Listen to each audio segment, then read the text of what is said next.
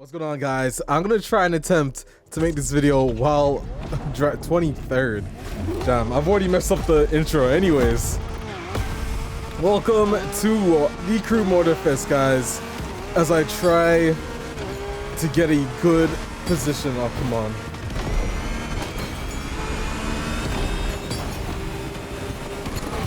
Oh, a little bit hectic there.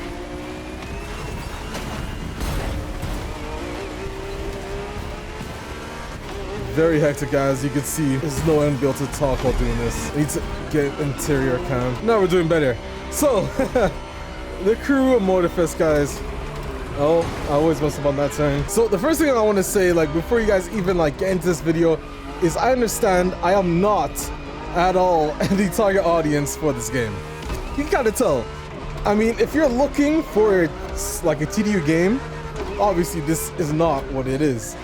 And the physics, obviously, as well, are arcade. Come on, there we go. There's no way I should give myself a chance to lose this. I got very lucky there. Okay. Honestly, I might just have to skip this part and talk to you guys after this race, because it's actually winnable. This is very winnable. I do hate how you have to take shortcuts sometimes, though. It's not the way I want to win. Come on. Getting knocked. Everyone's literally like going like 3 wide here. All right. I wasn't even paying attention. That's it. I looked at you guys. I blame you. Yo, I honestly need to take first place. Come on.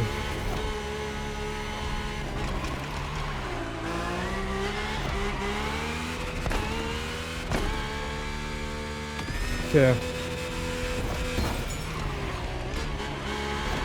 There we go.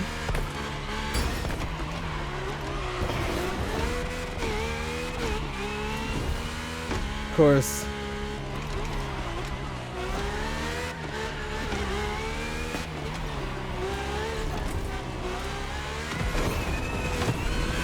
That's what you get for. Yes, sir. Now we take first place. All I want to say, if I had gone to Crew 2 right now, this would have not been possible. So let's talk about the physics. Because honestly, they are a massive improvement over the Crew 2. And that's even me saying that as an understatement. Wheel feels really good, especially once you dial it in. Don't get me wrong, some wheels, plug and play, depending on how you play other racing games.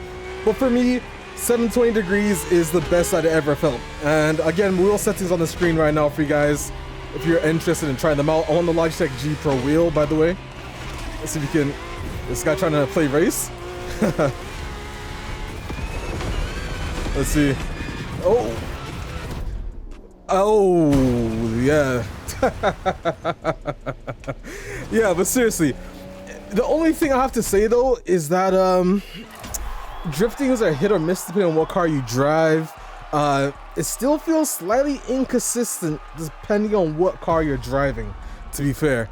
Vintage cars, as you guys have seen in the previous video, massive improvement. Those are probably my favorite vehicles to drive. They feel how they should. They handle very well, and honestly, super predictable as well for that.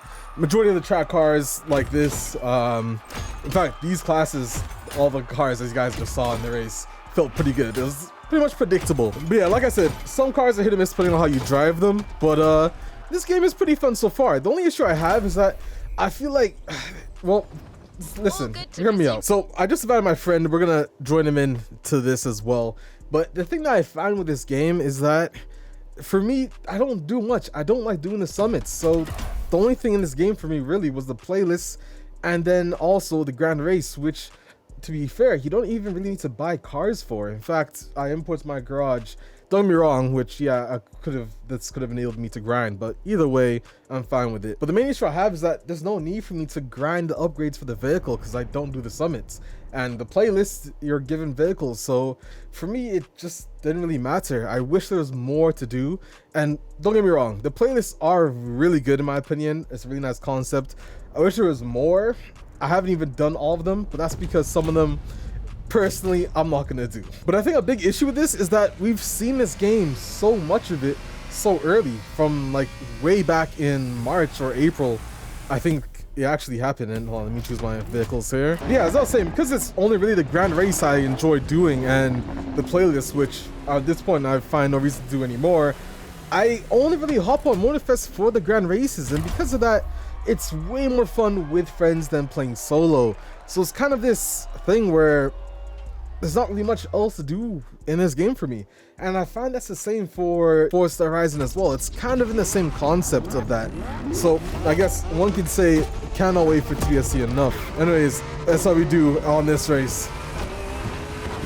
Thread the needle here. Oh. Oh, that is way too hectic. And my boy's up in second place, I think. Let's see.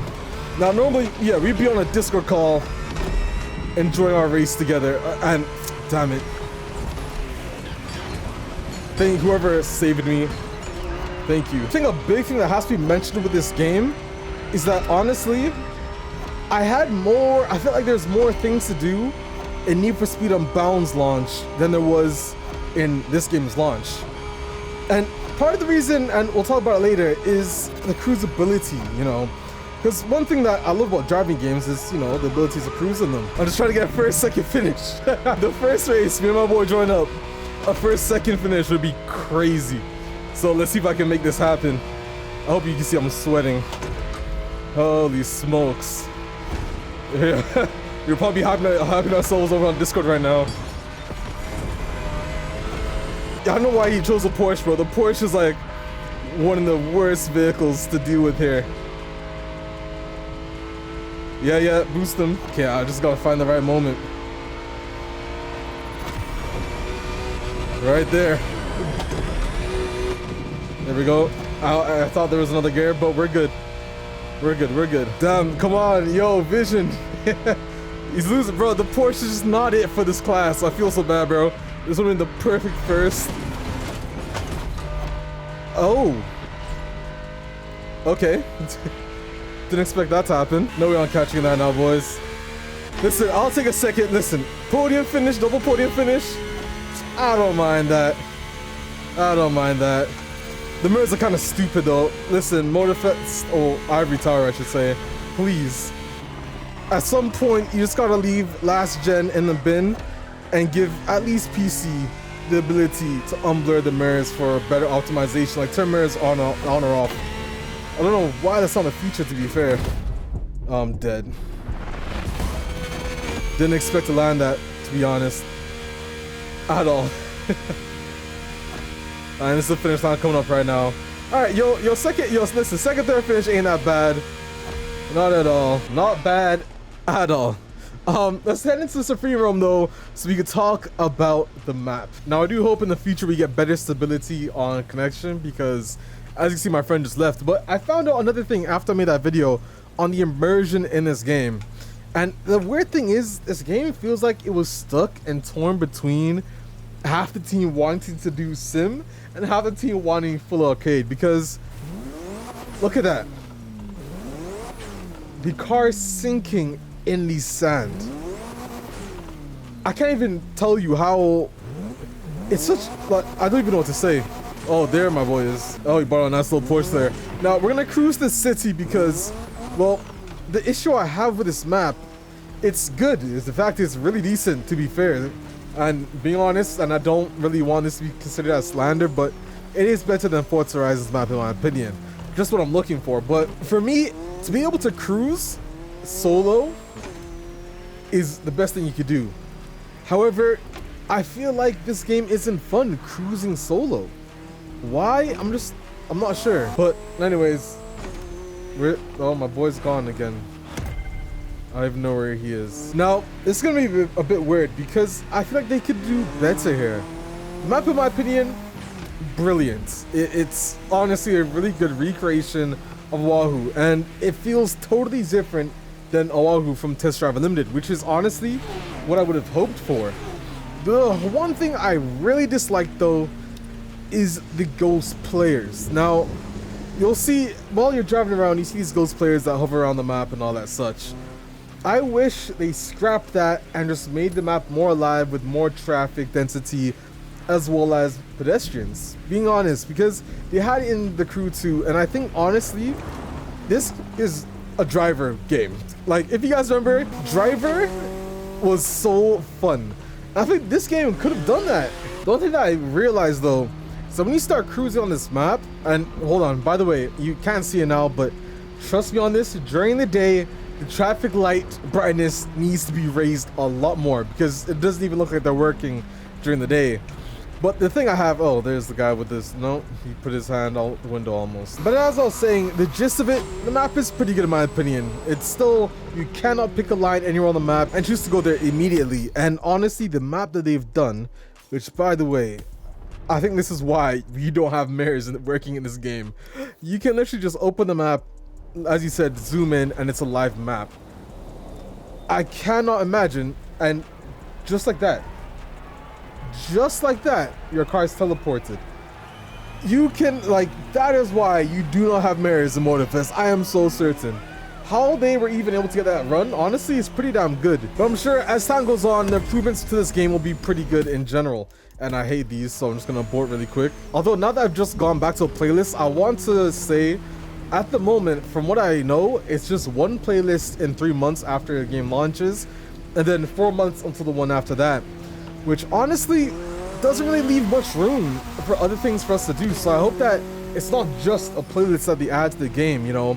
I would still love to have more races, or, you know, give us more online races, because honestly, as much as I say the Grand Race is fun, I would love to have other races, but I think that's just me saying this isn't the game for me per se. And it's okay to admit that sometimes, guys, you know, sometimes a feature in a game that you want changed doesn't make any sense to change it. And that's kind of what I feel like with Motorfest. Honestly, I love it. There's not much I would change, because if I do that, like, I'm just asking for a TDUSC, which doesn't make any sense. And this is good, because with TDSC coming out, it means we have a larger variety of audience getting captured with all these different games. So, but I think a reasonable one is just fixing the brightness of traffic lights.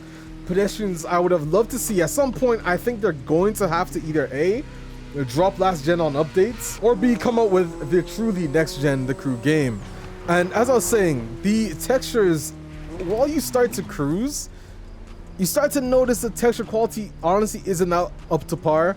But that's just me talking shit, to be honest, because it's still a really good looking game, and I don't really care for graphics anyways. Although I think this just kind of proves my point, and I just want to put that out there. This just shows me that we totally overreacted to how TDSC looks graphically. And I mean, people still are overreacting, and I think this is where Forza Horizon has kind of done damage to the racing game community, because it's like everyone needs to have incredible graphics to make a good game. But it's not true. This game is fun on wheel, more fun than Forza Horizon. And at that point, would I rather have fun looking at a game or have fun playing a game? Let that sink into your head. Then maybe you'll reconsider your thoughts on this game. But let's go into a quick little rant that I want to go through of this game really quick. So my rant with this game.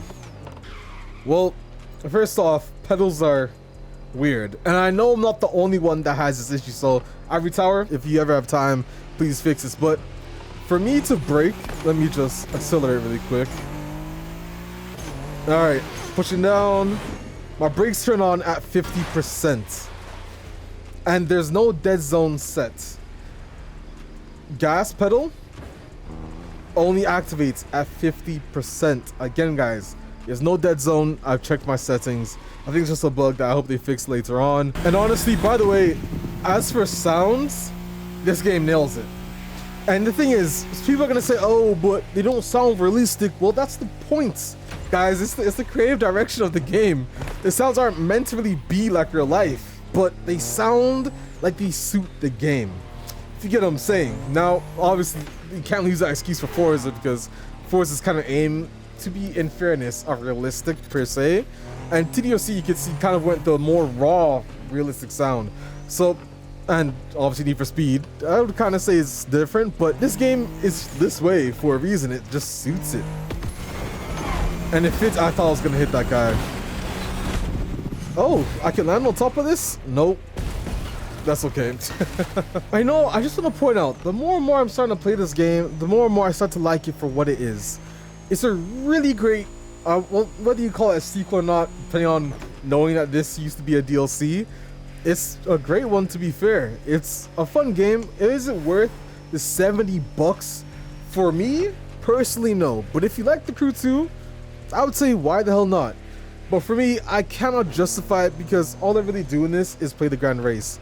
That's, again, just because this game isn't really for me. I enjoy it for what it is, but again, it's just not the game that I love, and that's what we all know is going to be TDSC. But I don't think the real prime of this game is going to come until a year after launch. In fact, that's normally how it is nowadays for games of live service like this. You don't really hit its prime until a year later. That's not because they released with no content. I mean, don't get me wrong, they could have done an extra year of development and added way more content and then released it, but I don't know. That's just an argument for another day, which I'm not even gonna bother to get into because what can you do? I'm not gonna stress my life over something like that, guys. But like I said, it's still a great game. It's decent, just not 100% for me. I'm not in their target audience, and you guys can see. And I do wish and I do hope that we get some more mature games per se, because the Forza Horizon and the Crew Motorfest are geared towards the audience. I really hope EA come back with a better Need for Speed, and that's going to be tomorrow's video. We want Need for Speed because, guys, I'm a massive Need for Speed fan. It's actually the second franchise I love more. Sorry, the second franchise I love compared to TDSC or TDU in general. I love Need for Speed, and I really want to see that game succeed. And now that seeing that these two games have kind of come out taking a similar space, EA, you have a massive gap as well now. Just do the same as the Con and KT, take that risk, and that'll just be, again, a video for another day, guys. But if you did enjoy, leave a like and subscribe for more content, and let me know what you guys think of Motorfest in the comment section below. It's a great game, guys. Honestly, it is. I enjoy it for what it is, and with friends, damn, this car feels good. With friends, this game rocks, especially on the playlist. I wouldn't even mind redoing some playlists with friends because this game just feels better like that. It's not really a game I find is fun solo. And like I said, I have no reason at all to play the playlist, which is unfortunate. But hey, what else can we do, man? I'll see you guys in the video. I'm Max7. I know, guys. Peace.